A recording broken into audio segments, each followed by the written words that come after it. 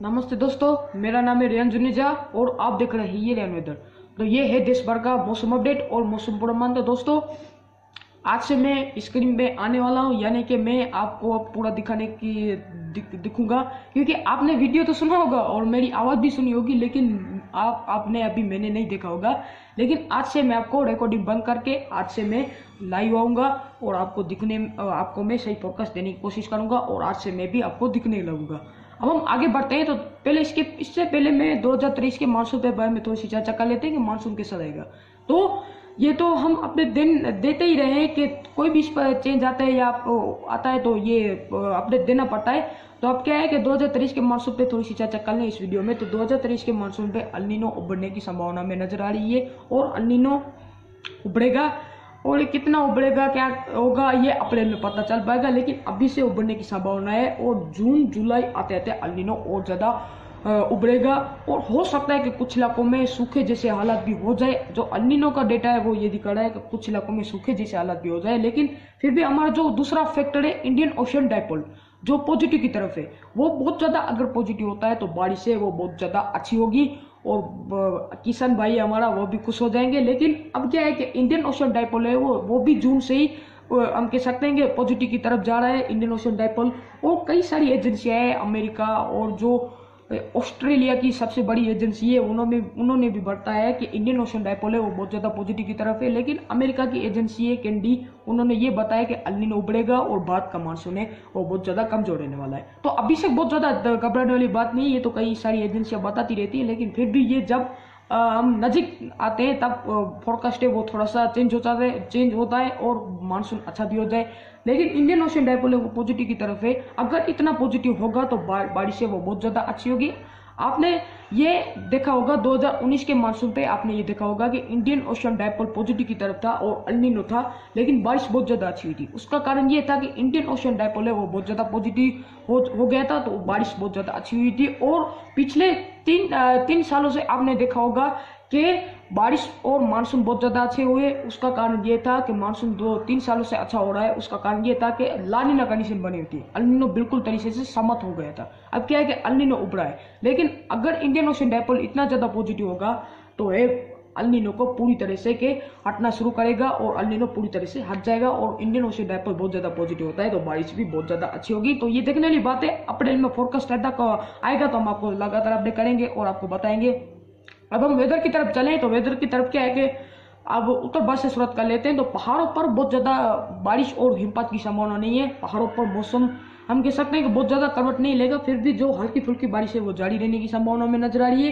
गिलगित बाल्टिस्तान, मुजफ्फराबाद, लद्दाख और जम्मू कश्मीर, इन सारे इलाकों में हल्की बारिश और ऊंची पहाड़ियों पर हल्का स्नोफॉल होने की संभावना है। और हिमाचल प्रदेश और उत्तराखंड वगैरह में भी बहुत ज्यादा बारिश और हिमपात की संभावना नहीं है। बादल छा सकते हैं लेकिन हल्का फुल्का बहुत सारा पड़ सकता है, बहुत ज्यादा बारिश की संभावना नहीं है।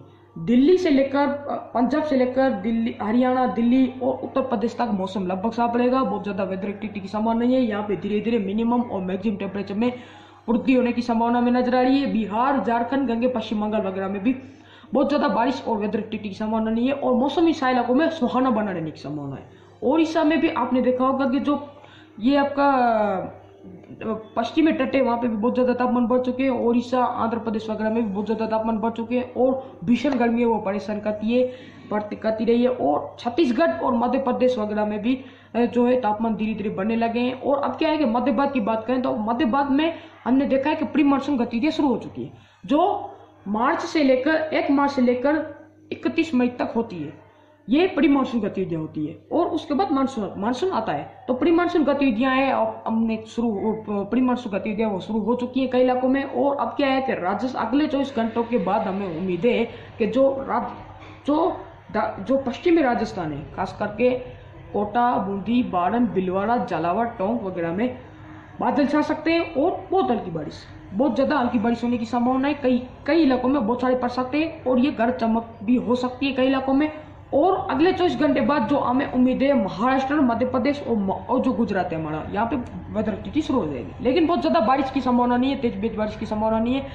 बादल छा सकते हैं और गरज चमक के साथ हल्के बौछारें पड़ सकती है। ये खास करके जो सौराष्ट्र और जो आपका मध्य गुजरात है, खास करके अहमदाबाद, गांधीनगर वगैरह में जो 5 से लेकर 7 तारीख के बीच में जो है बादल छा सकते हैं और हल्की फुल्की वेदर एक्टिविटी हो सकती है गरज चमक के साथ। और महाराष्ट्र की बात करें तो महाराष्ट्र में भी पश्चिमी तट पे कोई भी बारिश की संभावना नहीं है, लेकिन फिर भी जो मुंबई से लेकर अलीबाग, थाने और जो आपका नासिक, जलगांव, मालेगांव, औरंगाबाद वगैरह में, सीरी वगैरह में बादल छा सकते हैं और हल्की फुल्की बारिश की संभावना रह सकती है। और मध्य प्रदेश की बात करें तो मध्य प्रदेश में इंदौर, भोपाल, धार, नीमच, खांडवा, खरगोन, अलीराजपुर, फरवनी वगैरह में वेदर एक्टिविटी होने की संभावना है। 5 से लेकर 7 तारीख के बीच में बादल छा सकते हैं और यहाँ पे भी हल्की फुल्की बारिश की संभावना है, बहुत ज्यादा बारिश की संभावना नहीं है। और धीरे धीरे ये वेदर एक्टिविटी पश्चिमी मध्य प्रदेश से हटकर ये पूरी मध्य प्रदेश तक आ जाएगी, जो जबलपुर, कटनी, मांडला वगैरह में, नरसिंहपुर वगैरह में, बैतूल, होशंगाबाद वगैरह में बादल छा सकते हैं और बारिश की संभावना रह सकती है। ये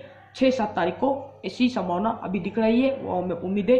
और पूर्वोत्तर की बात करें तो पूर्वोत्तर में क्या है कि बहुत ज्यादा वेदर की संभावना नहीं है, केवल सिक्किम और अरुणाचल प्रदेश को छोड़कर बाकी जगहों पर मौसम साफ रहने वाला है। सिक्किम से लेकर जो अरुणाचल प्रदेश है, ये ऐसा पहाड़ है, ऐसा पहाड़ जो अरुणाचल प्रदेश और सिक्किम में बादल छा सकते हैं और हल्की फुल्की बारिश हो सकती है गरज चमक के साथ। और जो बाकी इलाके मणिपुर, मिजोरम, त्रिपुरा और असम, मेघालय, नागालैंड का मौसम साफ रहेगा, बादल छा सकते हैं, लेकिन बारिश की संभावना बहुत ज्यादा कम नजर आ रही है। अब हम साउथ पेनिनसुला की तरफ जाएं, ये तो हमने कवर कर लिया इतना एरिया। अब साउथ पेनिनसुला की तरफ जाएं तो साउथ पेनिनसुला में क्या है कि तमिलनाडु, आंध्र प्रदेश में बहुत ज्यादा बारिश की संभावना नहीं है, लेकिन फिर भी तमिलनाडु के जो दक्षिणी इलाके हैं वहां पे छुटपुट बारिश की गतिविधि हो सकती है। केरल, कोस्टल कर्नाटका, आंतरिक कर्नाटका ये पूरी तरह शुष्क रहेंगे। गोवा वगैरह में भी बहुत ज्यादा बारिश की संभावना नहीं है। तेलंगाना ये भी पूरी तरह शुष्क रहेगा। छत्तीसगढ़ वगैरह में भी बहुत ज्यादा वेदर एक्टिविटी की संभावना नहीं है। लक्षद्वीप और अंडमान निकोबार द्वीप समूह में भी बहुत ज्यादा बारिश और वेदर एक्टिविटी की संभावना नहीं है। इसके